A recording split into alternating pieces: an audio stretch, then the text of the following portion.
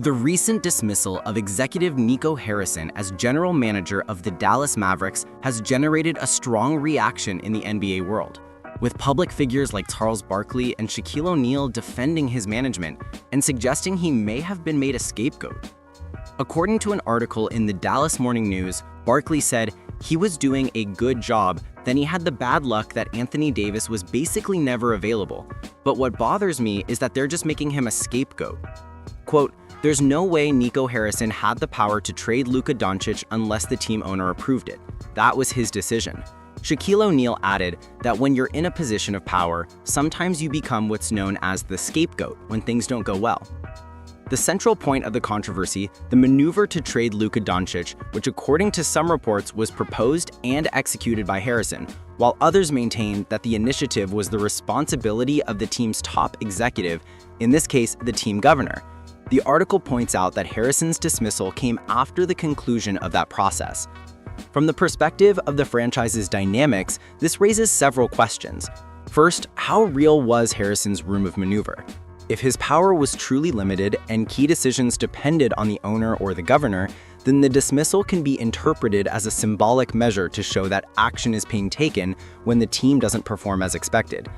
In that sense, Barkley and O'Neal suggest that Harrison is being used as the public face of a larger internal crisis. Second, these types of decisions have collateral effects on the morale and confidence of the organization. The article points out that at the time of the change, players and coaches were calling for a return to normalcy at the American Airlines Center and for the focus to return to on-court performance.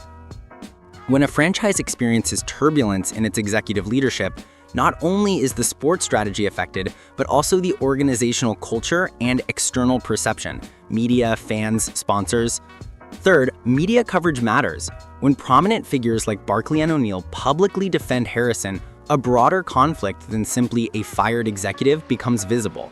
The power structure within the franchise, the actual distribution of responsibilities, and transparency with the fans are brought to the forefront.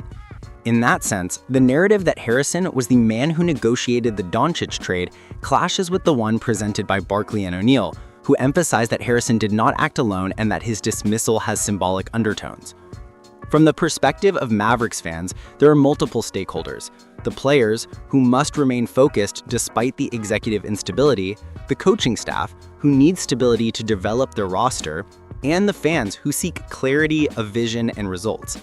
When a public conversation revolves around an executive who took the fall, there's risk that attention will shift from what happens on the court to what happens in the front office.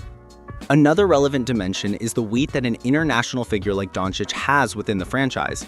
Someone of his sporting and media stature influences many decisions. If the trade to him failed or generated unmet expectations, the pressure on all those responsible multiplies. In that situation, it's easy to look for scapegoats.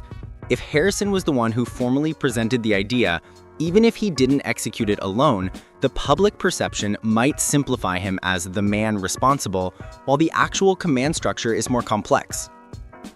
Finally, we must consider what's next for the Mavericks.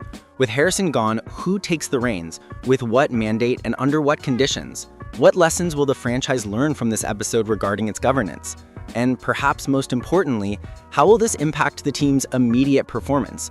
The players have already expressed a desire to return to normalcy, which is a positive sign.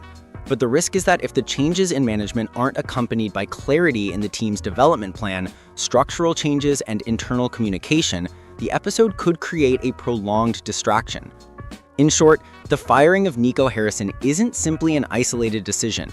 It's a turning point that exposes internal tensions within the Mavericks franchise regarding who bears real responsibility for critical decisions and how blame is shifted when results don't go their way.